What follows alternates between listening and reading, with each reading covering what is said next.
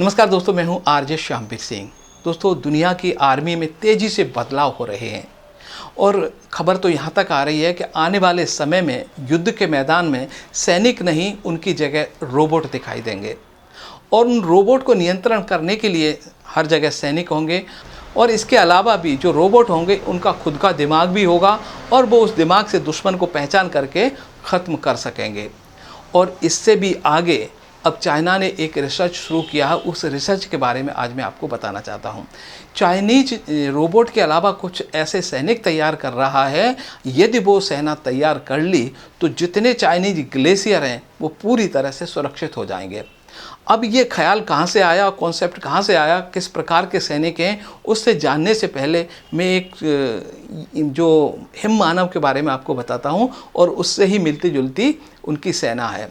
देखिए, भारत और नेपाल और जो तिब्बत का जो बॉर्डर है, यानी हम यूँ कहें कि जो गंगोत्री उसका ग्लेशियर है बहुत बड़ा, वहाँ पर सदियों से हम सुनते आए हैं कि येती नाम का एक राक्षस वहाँ पर पाया जाता है जो कि बहुत लंबा चौड़ा होता है। अगर हम उसकी लंबाई चौड़ाई की बात करें तो हम जो आज का मानव है इससे लगभग 5 गुना बड़ा होता है वो। उसके शरीर पर बहुत सारे बाल होते हैं और उसका जो पैर होता है, यानी हमारे से आधे, एक इंसान से आधा 32 इंची का तो उसका पैर होता है। और वो वज़न उठाने में, आज जो मानव वज़न उठा सकता है मान लो 50 किलो, तो उससे 10 गुना वो 5 क्विंटल वज़न उठा सकता है। और देखिए, सबसे बड़ी बात है कि वो बर्फ़ के अंदर ही रहता है और बर्फ़ के अंदर महीने 6 महीने तक अंदर गुफाओं में पड़ा रह सकता है। और खाता क्या है, देखिए, जो बर्फ़ के अंदर कोई ऐसी जड़ी बूटियाँ पाई जाती हैं, कुछ ऐसे पौधे उगते हैं, तो उसकी जड़ निकाल के वो अपने गुफाओं में रखते हैं। और जड़ का कहते हैं कि अगर 2-3 इंची का वो हिस्सा खा ले तो उससे 6 महीने तक ऊर्जा मिल सकती है, 6 महीने तक वो जीवित रह सकता है। पीने के लिए बर्फ़ का पानी इस्तेमाल कर लेते हैं। तो येती एक ऐसा राक्षस है जो बर्फ़ के अंदर बिना कुछ खाए पिए, यानी वो जड़ी बूटियाँ खा करके महीनों 6 महीने गुफा में ही रह सकता है, यानी निकलने की उसको ज़रूरत नहीं है। और अब बात करते हैं कि ये जो येती है ये सेना में किस प्रकार से काम आ सकता है। तो देखिए, अब चाइना ने क्या किया है कि अपने विशेषज्ञों को उन ग्लेशियर पे भेज करके इनके जो अवशेष हैं येतियों के, उनको ढूंढा जा रहा है। अब अवशेषों से जब मान लो इनको कोई शरीर का टुकड़ा मिल गया, हड्डी बाल कुछ भी मिल गया अगर, तो उस डीएनए को लेकर के लैब में ये ऐसे सैनिक तैयार करेंगे जो कि येती जैसे ही ताकतवर होंगे, बर्फ़ में रह सकेंगे, इनके शरीर पर बहुत बड़े बड़े बाल होंगे। तो अगर ये चाइना तैयार कर लेता है 10-20 सालों के अंदर, तो जितने ग्लेशियर हैं और वो पूरी तरह से सुरक्षित हो जाएंगे कि वो सैनिक के रूप में उन ग्लेशियरों में वहाँ गुफाओं में पड़े रहेंगे, राइफ़ल लेकर के। उनको ना तो खाने की ज़रूरत है ना पीने की ज़रूरत है, सब कुछ उनको उन गुफाओं में ही मिलता रहेगा। अब ये मैं बताऊं आपको, क्या ये संभव है कि नहीं है? क्या ऐसे राक्षस येती यानी हिम मानव होते हैं कि नहीं होते हैं? तो हिम मानव होने के तो दावे सदियों से किए जाते रहे हैं और जो ग्लेशियर होते हैं वहीं पर ये पाए जाते हैं। तो जो पर्वतारोही गए थे उन्होंने दावा किया है कि हमने इन हिम मानवों को देखा है। और कई फोटोग्राफर्स से जिन्होंने फ़ोटो खींचे कि ये 32 इंची का जो पैर के निशान भी दिखाए थे और पूरा जहाँ से हिम मानव गुजरते हैं वो दिखाया था। उन्होंने कई खासियत दिखाई थी। देखिए, कईयों का कहना था कि हिम मानव कुछ क्षण के लिए नज़र आता है और फिर अचानक गायब हो जाता है, तो उसमें ऐसी अदृश्य होने की शक्ति भी है।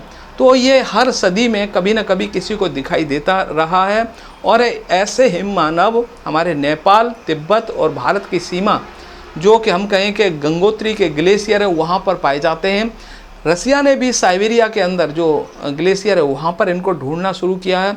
तो जो गुफाएं बनी हुई हैं नेपाल और तिब्बत के बॉर्डर पे, यानी चाइना के बॉर्डर पर, उन गुफाओं के अंदर बहुत सारे ऐसे अवशेष पाए जाते हैं जो कि वैज्ञानिकों को लगता है कि हो सकता है कि हिम मानव के हों।